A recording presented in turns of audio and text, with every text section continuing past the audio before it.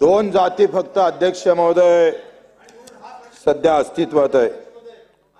एक जात आहे अध्यक्ष महोदय बेमानीनं श्रीमंत होणारी आणि दुसरी जात आहे अध्यक्ष महोदय कबाड कष्ट करून गरीब राहणारी। या दोन जातीचा संघर्ष या देशामध्ये कुठलाही पक्ष समोर आणत नाही। कधी मुसलमान कधी हिंदू असं समजून आम्ही सांगतोय अध्यक्ष महोदय कष्टकरी जमात या देशामधली खतम करायची आहे राज्यकर्त्यांना। आणि म्हणून अध्यक्ष महोदय मी तुम्हाला मुद्दामून एक माहिती माझ्या समोर आली अध्यक्ष महोदय, आणि हे पहिल्यांदा नवीन माहिती आमच्या आपल्या समोर ठेवतो अध्यक्ष महोदय। भारतात दोन प्रकारचे श्रीमंत आहेत, एक इंग्रज याच्या अगोदरपासून असणारे श्रीमंत आणि इंग्रजासोबत लढून श्रीमंत असणारे लोक। पण काही लोक इंग्रजाची दलाली करून आफूचे आणि अनेक धंदे करून अध्यक्ष महोदय श्रीमंत झालेले आहे। आणि मग हे असे सगळे दलाली करून ज्यांनी ईस्ट इंडिया कंपनीकडून काही दलाली केली, काही जमीन मिळवल्या, त्यापैकी पहिलं नाव आहे गोदरेज अध्यक्ष महोदय।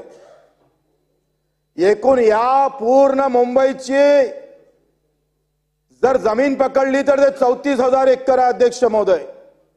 एकट्या गोदरेज जोर अध्यक्ष महोदय 3,400 एकर जमीन आहे अध्यक्ष महोदय।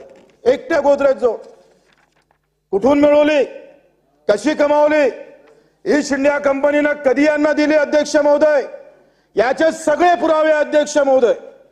त्याच्या प्रत्येक पुरावे आम्ही तुमच्या समोर ठेवतो अध्यक्ष महोदय। एफी दिनशा ट्रस्ट याच्याकडे 683 एकर जमीन आहे। जिजाबाई आर्देश ट्रस्ट 508 एकर जमीन आहे अध्यक्ष महोदय। यार वाडिया याच्याजवळ 300 एकर जमीन आहे, 61 एकर जमीन आहे अध्यक्ष महोदय। बैरामजी जिजाबाई ट्रस्ट कडे 269 जमीन आहे। गुलाबराव आपल्यावर सिलिंग आली, शेतकऱ्यावर, यांच्यावर सिलिंग नाही आली। खिलाजीभाई दिनशा याच्याकडे 206 एकर जमीन आहे। बरं ही जमीन कशी भेटली अध्यक्ष महोदय? याच्यामध्ये लाईफ ऑफ कुवाची जहागीर पुस्तकातील 16 नंबरच्या पेजवर हे सगळ्या कशा जमिनी दिल्या, कशी दलाली केली अध्यक्ष महोदय, त्याच्यावर या मुंबईतले 6,000 एकर। दादा तुमचा अर्थसंकल्प एका दिवसात वाढतं।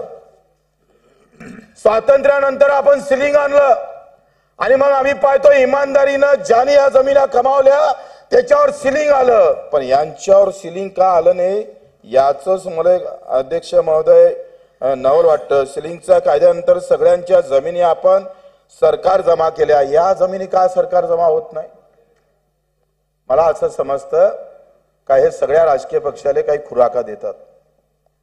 म्हणजे 34,000 एकर मध्ये ही मुंबई वसली आहे, तिथं 6,000 एकर जमीन जर फक्त 6 लोकांजवळ असेल आव्हाड साहेब, तर आम्ही 2 कोटी जनतेसाठी एवढूस घरे नाही भेटत आम्हाला। राजकीय ते पण माहिती देतोय, हे वाचू का मग? अध्यक्ष महोदय फॉरगेट आमचा कमिशनर होता मुंबईचा, त्यानं दोघांना तोफी समोर आणून उडून टाकलं होतं आणि त्यानं स्वतः लिहिलेलं आहे। फॉरजेट काय म्हणतं? 1857 मध्ये मुंबईचा पोलीस कमिशनर या नावाचा अधिकारी फॉरजेटने 1857च्या उठाव दाबण्यासाठी एक दलित समाजाचे मंगल धेडिया आणि हुसेनला या CST समोर तोफे समोर उडून टाकलं। 3 दिवस पर्यंत उचलू दिले नाही। आणि या फॉरजेटला या 6 जणांना एकत्रित होऊन 1500 पाऊंड फॉरजेटला पैसे दिले, त्यावेळेस पाऊंड दिले 1500। हे मी नाही म्हणत, फॉरजेटनं लिहून ठेवलेलं आहे। आवर रिअल डेंजर इन इंडिया पान नंबर 68 मध्ये, ज्यानं स्वातंत्र्याच्या लढ्यामध्ये बलिदान दिलं आणि त्याला मारलंय टिपून, त्याला बक्षीस देणारे लोक आहे। करा जमा लाखो, जेवढं तुमचं बजेटनी ना राज्य सरकारचं त्याच्या चौपट पैसा यांच्याकडे आहे, का जमा करत नाही आपण? साधं अतिक्रमण झालं, एखाद्या सामान्य माणसानं जर अतिक्रमण केलं तर तिथे पोलिसाचे दंडे गिंडे घेऊन त्याचे अतिक्रमण आपण काढतोय. आणि 6000 एकर जमीन यांच्याकडे आली कशी, ह्या सगळ्या चौकशी झाली पाहिजे.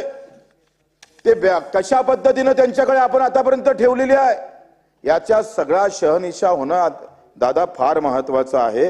कारण आम्ही पाहतोय का आमच्या इकडे विनोबा भावेनं चळवळ चालवली आणि त्यावेळेस आपण बऱ्याच जमिनी आपण दान दिल्या. ज्याच्याकडे 100 एकर होती त्यांना पुन्हा भूमिहीन लोकांकडे आपण ह्या जमिनी दिल्या.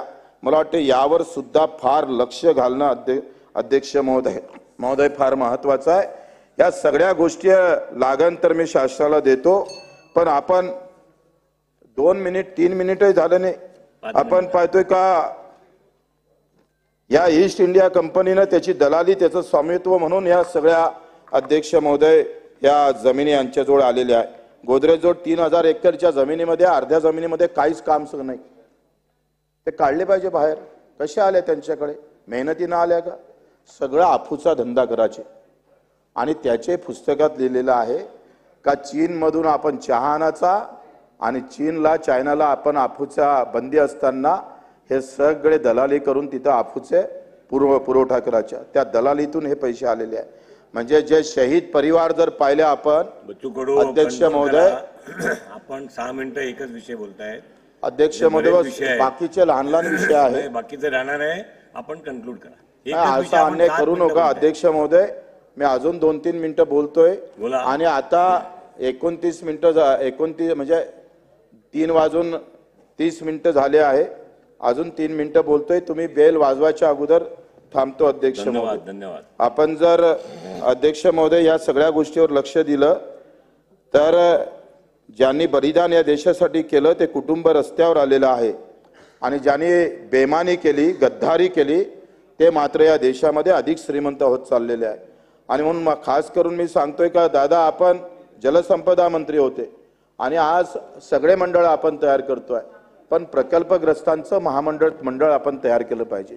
जे प्रकल्पग्रस्त आहे अध्यक्ष महोदय, त्यांच्या जमिनी गेल्या, जुमला गेला, सगळं गेलं. आपण नोकरी देऊ शकलो नाही आणि पाहिजे त्यावेळेस आपण भाव पण देऊ शकलो नाही. पण त्या प्रकल्पातून जे काही मिळकत येतं त्याची 10% जर आपण ह्या प्रकल्पग्रस्तांना देता आलं तर आपल्याला ह्या प्रकल्पग्रस्तांचं जे काही आयुष्य बर्बाद झालं ते पुन्हा निर्माण झाल्याशिवाय राहणार नाही. आज कापूस अध्यक्ष महोदय जर विचार केला तर कापसाचे भाव 1000 रुपयानं वाढलेले आहे. आणि हे वाढाचं कारण अध्यक्ष महोदय का जगामध्ये कापसाच्या भावाची तेजी आलेली आहे. थोडा जर राज्य सरकारनं अध्यक्ष महोदय विचार जर केला तर आज जगामध्ये 70 ते 75 हजार कापसाचे प्रतिखंडीचे भाव आहे आणि आपल्या देशामध्ये फक्त 59 ते 60 खंडी प्रतिखंडी आहे. आणि मला असं वाटतं का निर्यातीला भरपूर वाव आहे अध्यक्ष महोदय. मला खास करून आपल्याला सांगता येईल का 11-12 मध्ये आपण 80 लाख गाठी आपण निर्यात केल्या. आपण जर वाहतुकीला जर सबसिडी दिली, जर केंद्र सरकार देत नसल तर राज्य सरकारनं जर ही सबसिडी उपलब्ध करून दिली तर कापसाचे भाव 9 ते 10 हजार पर्यंत जाऊ शकतं आणि हा कापूस उत्पादक शेतकरी अध्यक्ष महोदय सुखी होऊ शकतं. मला वाटतं हा निर्णय राज्य सरकारनं खास करून वाहतुकीची सबसिडी, जशी आपण साखरेला सबसिडी देतो निर्यातीसाठी, तशी कापसाले का देत नाही. तिथे सुद्धा असा जातीवाद पाळू नये. साखरवाले अलग आहे आणि कापसावाले वेगळे आहे असं होता कामा नये. अध्यक्ष महोदय, आपण पाहतोय का आताच राजेशजी टोपेनं सांगितलं का एमआरईजेचे पैसे का भेटत नाही वेळेवर, मजुराचे पैसे 2-2 महिने भेटत नाही. अध्यक्ष महोदय, तुम्ही या सगळ्या गोष्टीतून आले आहे. आमचे पगार वेळेवर होतं, त्या कलेक्टरचे पगार वेळेवर होतंय, इथं सगळ्यांचे पगार वेळेवर होते, पण दिव्यांगांचा पगार वेळेवर होत नाही. एमआरईजेचे पैसे वेळेवर 24 तासात मजुरी दिली पाहिजे. अरे आपण पाहतोय का जुन्यापेक्षाही जुन्या पद्धत महिन्यात सालानं लोक राहायचे, सालानं पैसे भेटायचे. आणि आपलं सरकार एवढं दादा, तुम्ही वित्त मंत्री असताना सुद्धा जर असं होत असेल आणि जो मजुरी त्याला मेहनत करून जर रोज 24 तासात तर पैसे सोडा, 3-3 महिने झाले पैसे भेटत नाही त्या मजुराला, कसा सण करणार आहे. आदिवासी लोक सगळ्यात जास्त धुलीवंदन होळीचा सण चांगला करतोय.